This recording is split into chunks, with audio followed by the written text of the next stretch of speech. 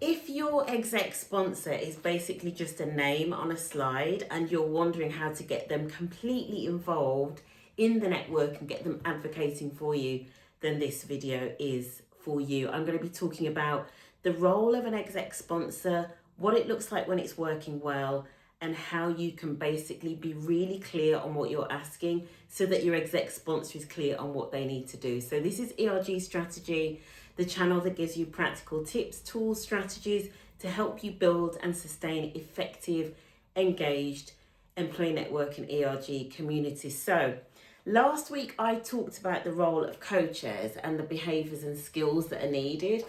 And this week I am doing the role of executive sponsors because it's something that comes up often. I am standing up for some reason today. I've just decided to just change up the energy a little bit. So the role of exec sponsors.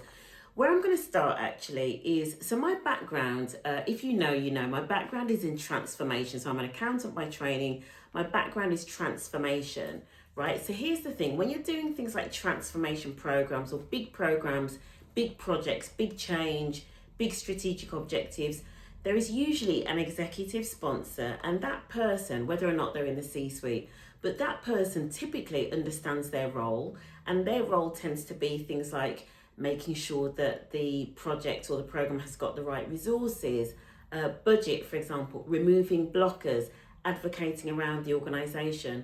Now, when it comes to like regular programs, projects, and change, exec sponsors tend to know what they need to do. It's just when it comes to networks, for some reason, I guess it's because the focus of the network is on a specific community group, maybe in their lived experience. Exec sponsors get a little bit nervous and they get a little bit unsure of what they're supposed to do. So actually, my biggest tip going into this is, if you're ever stuck or if your exec sponsor is acting like they're not sure or they're not showing up, just basically use that analogy. Say to them, it's a bit like sponsoring a program or a project. What would you do if you were sponsoring a program, a project, or a strategic objective? And ask them to think about the network in that way. And I'll bring that up as we go through a couple of the key points that I want to make. So first of all, the first point is, when it comes to resources and capacity that the network needs to get things done, ask the exec sponsor to get involved. Now, I know that typically the budgets are set by the inclusion team or the people team. It doesn't matter. You can still ask the sponsor to be involved in looking at the plans and the priorities and the activities and giving their views as to whether the plans are realistic based on the resources, right? So the exec sponsor is a really good sounding board, and it really ticks that box of, if they were sponsoring a project or a program, this is the kind of thing they would be doing. They would be saying, is the scope of what you're planning realistic based on the resources and the capacity of the team? So, make the sponsor involved in conversations about resources and capacity, both for the committee and the network, and also for you as a co-chair, so that you have somebody in your corner who is responsible just in case you are at risk of getting burned out, right? So that's the first one that I'm going to make. The second one is, one of the things that sponsors usually do is removing blockers. So really define what that means in the context of the network. So have a conversation with the exec sponsor about what that looks like, right? So it might be that if there is a particular stakeholder that you're struggling to get hold of or to get time with, that they help by making an introduction or they advocate on your behalf. If there are some central resources or central support that you need, for example, if it's the comms team and, maybe somebody isn't turning up or they're not supporting you, again, you can escalate it to the exec sponsor, ask them to get involved. If you've got a tricky relationship with the people team, with HR, I've seen this, I see it quite a lot. You can potentially ask the exec sponsor to not only listen to you and give you guidance and give you advice as to whether you are being reasonable, but you can maybe ask them to have a conversation with HR and help to smooth things over. So be really clear on what it looks like in terms of them helping to remove blockers, right? The third thing that I want to talk about, and this came out, I did a LinkedIn Live. If you haven't watched my most recent LinkedIn Live, which was with two powerhouse global women's network leads, right? One of them talked about, when I talked about how they make sure that their exec sponsor is kept up to date, I often talk about things like having either a monthly one-to-one or a one-to-one every other month for just you and them as co-chair, which I think is really important.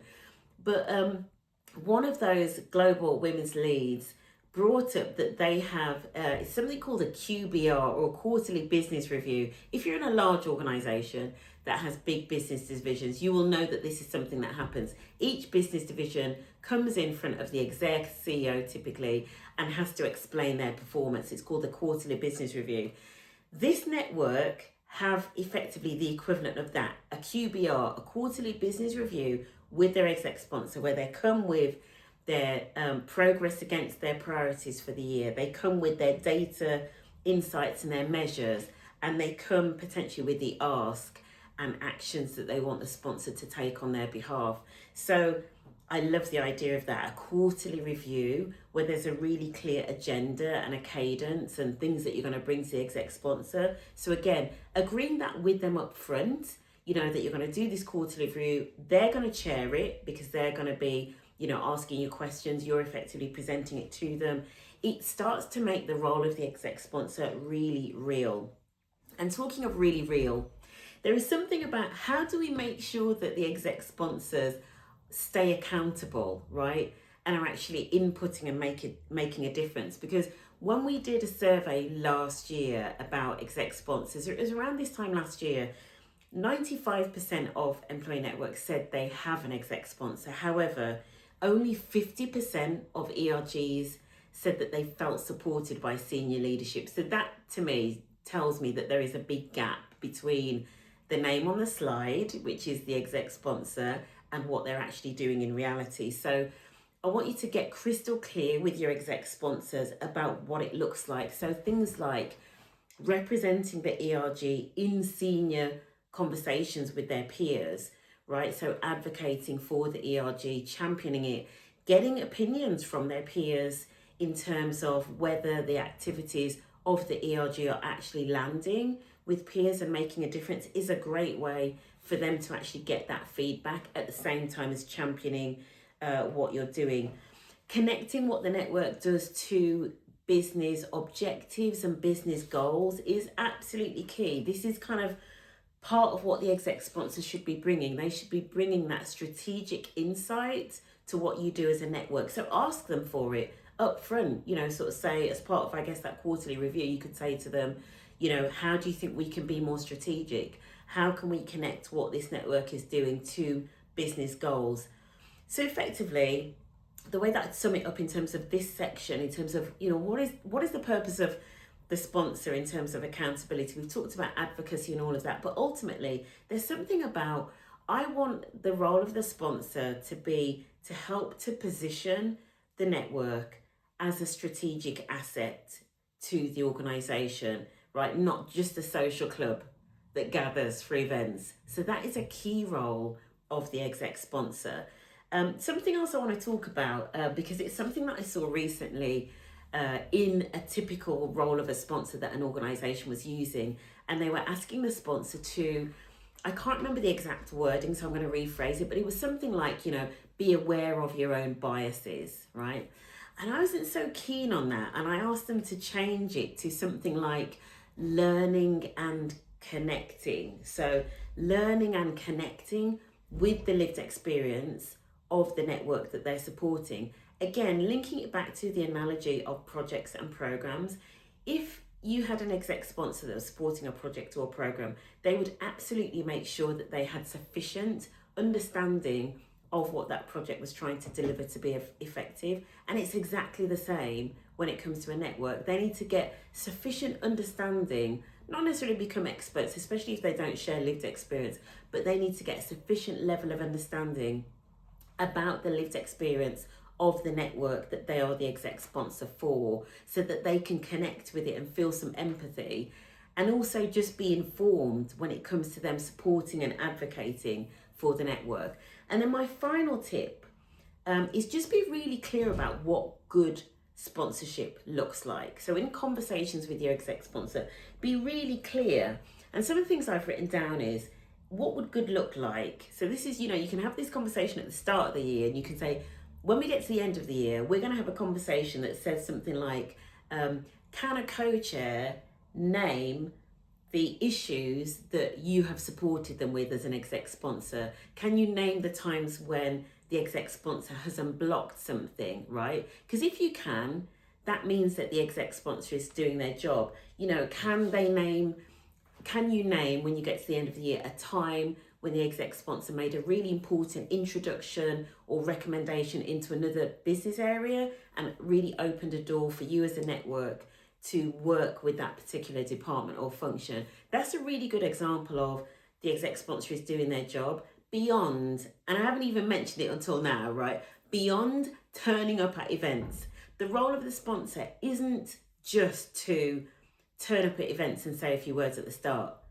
They might do that as well, but that's not their main role, right? Their main role is a lot of other kind of like helping to kind of grease the wheels and smooth things for the network. So that's it.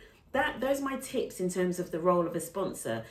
Absolutely fantastic if you can get this documented into something that you can share with the sponsor ahead of then a conversation about ways of working and the amazing strengths that your sponsor can bring to it. So I hope you found that useful. If you did, please give it a thumbs up, a like, share, subscribe, put anything in the comments. If you've got anything else actually that's in your exec sponsor role that you know absolutely works, and I hope that was useful. I will see you next week. If not before then, if you're going to join my LinkedIn Live Friday morning, 8:30 UK time, every Friday, 8:30 UK time. See you next week. Bye.